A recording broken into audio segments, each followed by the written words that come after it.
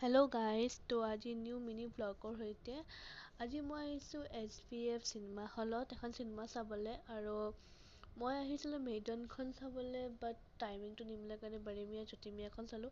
সেইখনো খুব ভাল লাগিছে, বেছি ফাইটিং আছে। যিসকলে ফাইটিং ভাল পায় তেওঁলোকৰ কাৰণে খুবেই ভাল।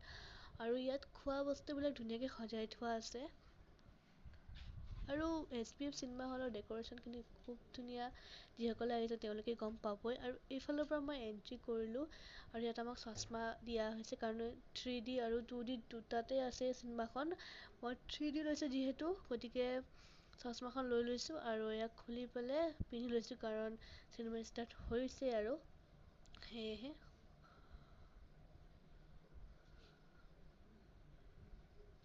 আৰু চিনেমাখন চাই উঠি ঘৰলৈ আহিবৰ আগতে কিবা এটা খাই লৈছোঁ, কাৰণ বহুত ভোক লাগিছে। আৰু খাই উঠি ঘৰলৈ আহি গ'লোঁ। এয়ে আছিল আজিৰ ব্লগটো। Thank U.